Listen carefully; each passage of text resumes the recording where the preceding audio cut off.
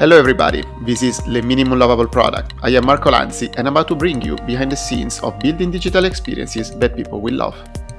In the episode of today, Josh Lewis, co-founder at onlycookery, a platform to share food creation and better monetize them online, is going to explain us why you need to join a startup studio. What are the challenges in transforming a traditional industry like the food one, and how do you motivate people to join your startup? Let's welcome Josh. Hello, welcome everyone to Le MLVP. So here for another episode, we have today Josh Lewis, CEO and co-founder of onlycookery. So welcome, Josh. Tell us a little bit about yourself. So what is onlycookery? How did you came to it? What is it that you guys are doing? Hey there, thank you so much for having me, Marco. Great, so a pleasure to be here. I'm actually the CEO and one of the co-founders of onlycookery. And basically, what we do, well, to understand what we do, that myself and there's another guy who are co-founders. I have a background in digital platforms and setting up startups and everything like that.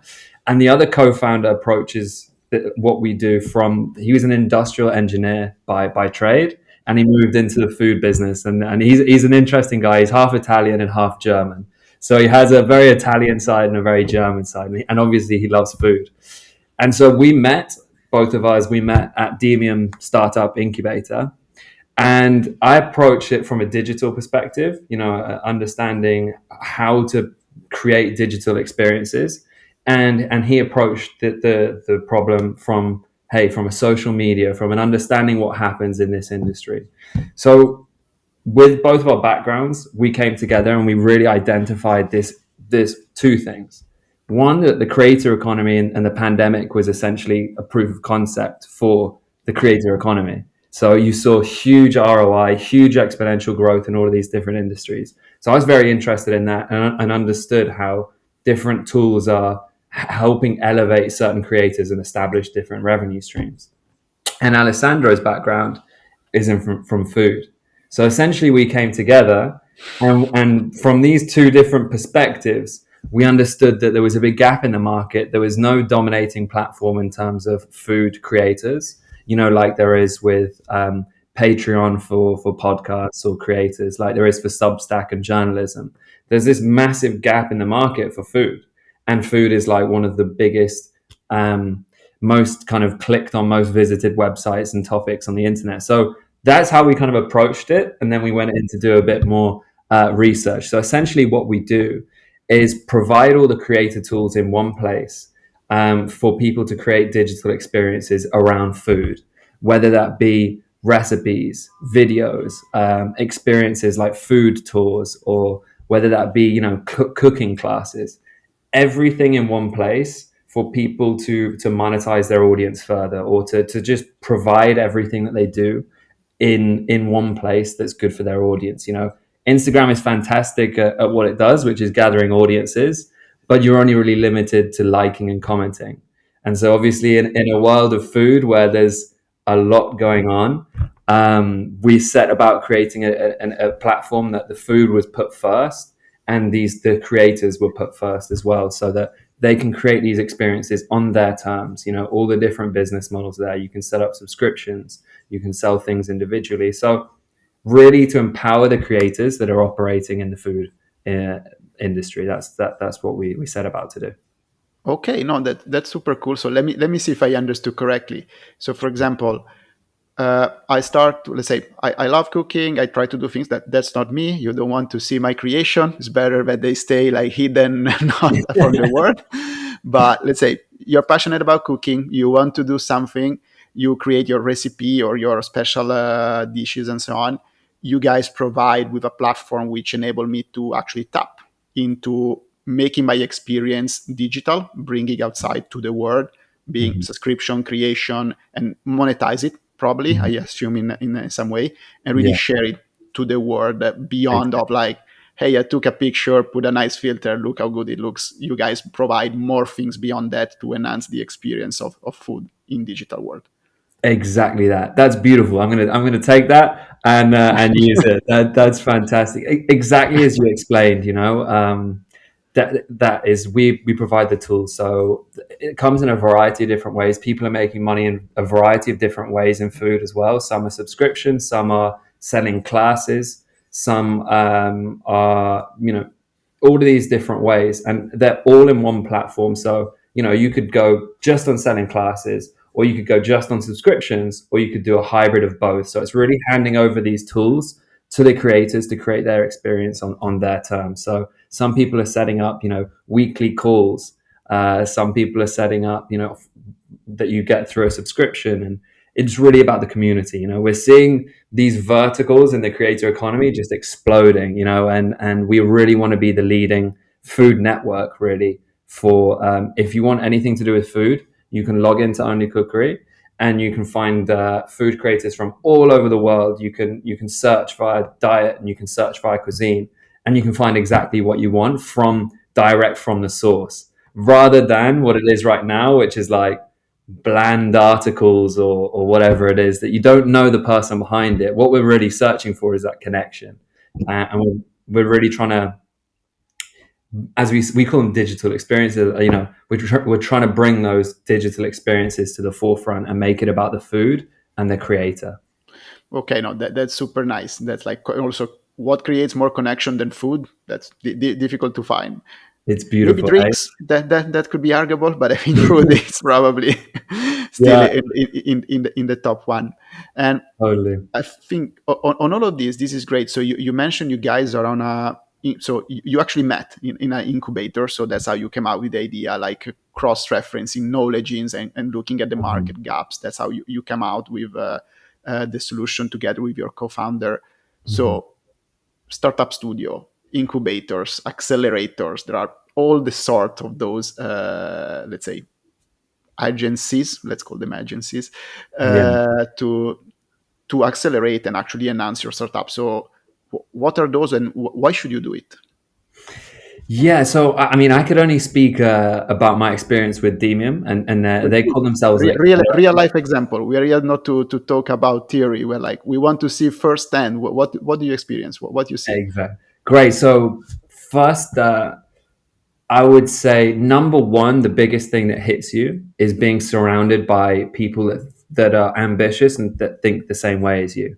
So Nice. within literally a couple of days, your horizons kind of expand because you're kind of around people that, oh, I've never thought about that, or I've never thought. And obviously, it can be very demanding because I guess founders are quite demanding people, and they don't stop, and so everyone's up a lot and keeps going. But that that just initially just being around people that are very ambitious does something to you, like subconsciously something happens. So that's the first thing. Your own internal world kind of shifts a little bit when you start hanging around with people like that all the time. And then after not just that initial kind of mental shift, you then have all these people around you that have either done it, or you can ask for advice like super quickly. So I guess it's kind of like you can fail a million times really quickly because you can come up with an idea, tell someone, and then they'll be like, no, no, here's a reason why it doesn't work, or whatever it might be. So quick feedback loops is one good thing because you have people around you that have been successful, or have been in the startup world for a long time. And if you're in the startup world for a long time, you have your fair shares of ups and downs, no doubt.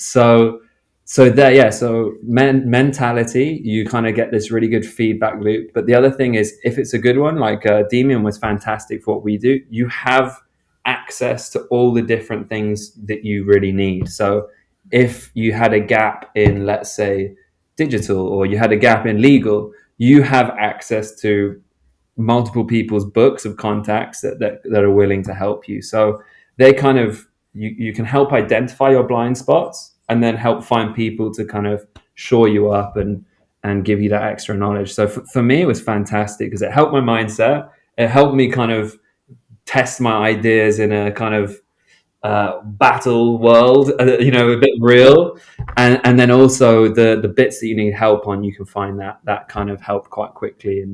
And so those would be the top three things I would say that how it helped me. Okay, so nice. So if I understand correctly, it's not about, hey, we give you office space. It's actually about briefing this invigorating energy and experience of failures from other people so that you can actually learn faster, iterate, and also actually keep challenging, as you said, the feedback loop, to keep being in like challenge, looking in a different perspective, and really pivot thousand times until you get it in the right way. So that's what are those about, and I think that's great. I think the being around people that are this drive probably to go forward is really what makes the difference. I assume in making a successful digital business. Totally. It all comes, if you don't have that drive, you're not going to get anything. And it's a cliche, but it's true. You know, it's a cliche that you need. And the way I think about it is, you need a reason. This is honestly the way I think about it, is that humans can go through incredible amounts of suffering if they have a reason. You know, just look at mothers. You know, it's like they will do anything for the, you know, not so it's like, if you have a reason, then the next bad thing might not be it that's part of the journey rather than the end of the world. So I think if you have a reason, everything else seems a lot better. So it comes from why you're doing what you're doing, and then from there, you know, the You desire. just go for it. Exactly. And that's the only way to do it. I mean, obviously I'm young and I don't know everything, but there was a clear point in my mind when I was in the accelerator, when I was at Demian, when I was like, whoa, no matter what happens now, I'm net positive. Like, even if everything falls apart right now, I've learned so much that I don't need to worry about anything. So that gives you that kind of take the lead off and run and just go at it. And then once you do that and you don't look back, things happen. And you kind of look back after a while and you're like, oh, whoa, I've done all that. But yeah. No, I think this optimism, I think it's really transpired from you. I think it's really what probably the founders need to have to go through the up and down, the roller coaster of what setting up a digital business or a business in general is actually requires. And to this, actually, one of the questions actually that I was thinking about when I was looking into Only Cookery is, you guys are trying to transform one of the most, if not the most, old industry, which is actually getting food. Uh, what are the challenges of those? Like such a traditional type of solution, also which require physical presence, require like access to the raw material. What are the challenges in there in transforming such a old industry? Mm-hmm. Yeah, it's a really good point, because I mean, people, like, it's something that we identified, obviously, that chefs tend to not be the most digitally advanced, let's say, to put it in a nice way. So um, that is really, you know, I guess that's maybe what left the door a little bit open, and why people have, you know, this hasn't quickly adopted as it has maybe in journalism. Well, other creator industries and verticals are really starting to boom now. With there's been about expected to be 5 billion investment just in the creator economy in 2021, and it's already at like 3.5 4. So a lot of money has come in once they've identified this, and we picked it, as you know mentioned, an industry where they're not known for being that advanced digitally. But I guess our entry point to the market is providing people that have audiences, and helping them monetize them and provide much better experiences. So I guess straight away, we're going in for the people that have some sort of understanding, but we take away all the digital problems. We take away all the digital headaches. And hey, you focus on 100% on your experiences. We can automate a lot of what you do. We could make it, you know, really easy for you. Just focus on the actual food experiences and your community. And so that lifts it a little bit. We're not going to people that are straight in the kitchen that have never seen an iPhone kind of thing, or whatever. We're going with our entry point to the market, because it's really kind of like a top down thing. You know, it's like most of the time people have to see someone else doing it to be able to replicate it. You know what I mean? And so to get someone that's never let's, you know, if this was a digital scale, here's super intelligent, here's not, like, never seen a phone, to get someone here up to there is, we're not gonna do that. We're not gonna change fundamentally who people are. But there are so many things happening digitally with food, but they're not kind of there isn't that behemoth that everyone goes to and understands as being the place for food. So we want to be that, and initially we'll be going to those people that are tech savvy. And I guess the key goal to everything we do, as I'm sure is the same with every tech product, is keeping it as easy as possible. Ideally, we want it so that people have never seen a creative solution can look at it and really understand it. That's our long-term goal. But obviously, in practice, it doesn't always work that way. But that's the goal. Okay, no, thanks a lot for that, Hank. If you can share, how many creators do you already have on the platform? Sure. So we've been around for about 6 months now. Everything is organic. We've been super working on the platform.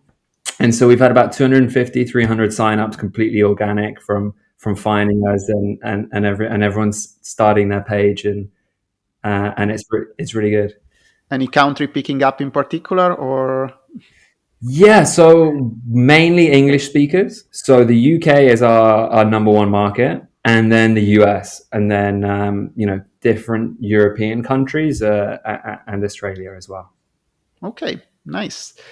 So actually, time is flying. So I'll prepare with like our wrap up question, Mhm. which is lot of challenges. You see, like super optimistic, keep on pushing forward. Just as you said, the drive and go for it. You are already net positive. So like, okay, whatever happens from here, I'm already actually gaining a lot of experience.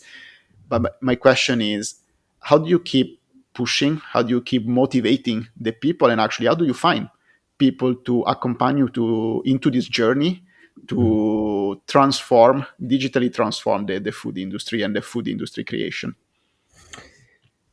Yeah, so um, I guess the way I internalize everything is trying to be as honest as with myself as possible, and really knowing why I'm doing what I'm doing. Being, I guess, in what some way present and being very conscious of what I'm doing. So um, I guess I link it back to what I'm trying to do long term and what I'm guess a kind of vision I'm fighting for. But then it also goes back down to my own values, my own personal philosophy, I guess, which is smile, have fun. It's not that serious. Like even the worst things, your brain will trick you telling you it's the worst thing in the world, but it's not. It's how you, there's cheesy things, like it's how you bounce back. So if I really believe that, so I guess I try and act that out in the world. And then it's really, I guess, my own personal style is trying to be as honest as possible, as I said, with myself and with the people around me. So we have 7 employees, and I'm totally blown away by how committed they are, by how kind they are, by how hard they work. We're getting like messages on Sunday, just like setting up calls and everything, and it's like way above and beyond. They're doing these things, so I feel very lucky that, obviously there are going to be, it's natural, there are going to be disagreements, there are going to be personal differences. Maybe some people want to do other things, but so far, I couldn't speak highly enough about how much of like a family feeling there is within the company. And I know that's easier to maintain when there's less than 10 people, but I would say just being as honest as I can, trying to transmit my values and we're on a journey. I think when people get stressed, they shut down. Just fight or flight. You can't I see my girlfriend explain who's Italian. She calls it blocked. She's like, says when something happens, I get blocked, and I think that's the best description of it. Is like if you get worried, you don't open your mouth and you just stop. So if anything, it's trying to create an environment where that doesn't happen. But obviously, um, I think that it's a little bit of everything as well. It's knowing who you are and surrounding yourself with people that they're not the same as me. You know what I mean? They complement me as well.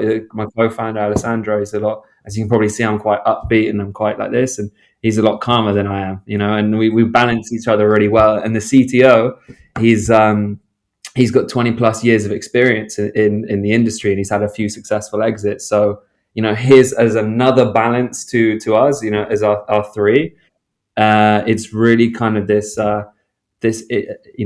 trying to be fair. No, okay. I think that also, like I would say, as you were saying, like I think one of the things that probably like you were implying to like getting the complementarity of the team, that's like a really big key to succeed. Though balancing those complementarity as like in a big family is not that easy. But I think like if you the way you tackle things like with this enthusiasm and really like passion that you can see is like, hey, I'm happy to do it. What I'm doing doesn't matter what is going to happen. We're going to try and keep driving forward. I think having that kind of push from the let's say from the top to the other people that are seeing, I think is also what helps everyone to keep coming out. Is like, hey, I screw up, sorry, we need to do things in a different way. I think that it's something that anyhow, being the business small or big, everyone is going to pass through those. Having the courage, I would say, to come out saying, as you said, and to also share with people and get a different opinion is always going to be there.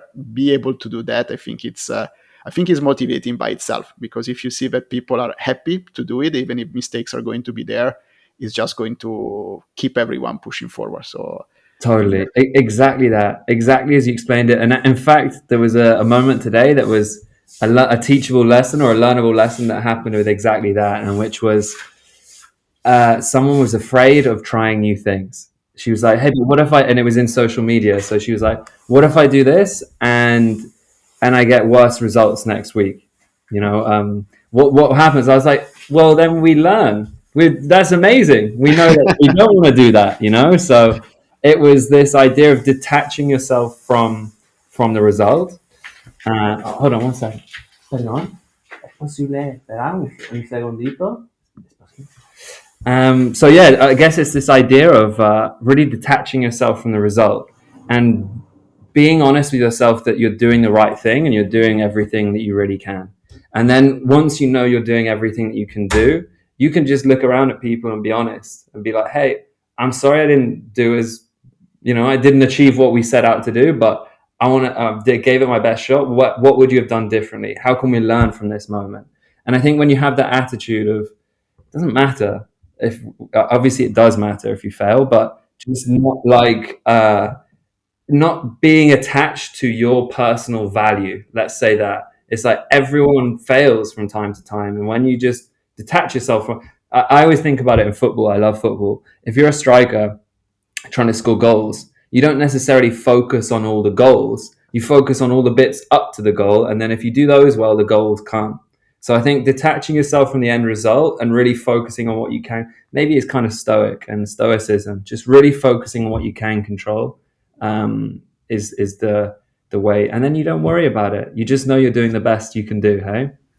yeah, no, 100% agree. Like there, just keep going, try. You focus on one little thing at a time, and you see that actually after when you're gonna look back, you're gonna see some fail, but probably actually also a lot of progress because you kept going. Of course, if you stop, you're not gonna see any progress. Cool. So, Josh, I think like really thanks a lot for your time today. I was really happy to share this time with you and also to get a little bit of your enthusiasm. I think it's really contagious and it's helpful. So, like, can just wish to pick it up again, maybe in a couple of months, and we see how you guys are doing and how it's progressing, and also which learnings you guys got along the way. And hopefully the team keep growing as the business as well. And really looking forward. And thanks a lot again to actually find time to share with me and the audience today of all the learnings that you guys are going through at Only Cookery. It's honestly my pleasure, Marco. A real pleasure to connect, and thank you so much for your time. If anything, if I was these conversations help me as well. Kind of. So I love connecting. I love sharing what we're doing. I love. It helps me. It forces me to think about it from a different perspective as well. Which is always really really good. So I can't thank you enough, and we'll stay in touch. Eh?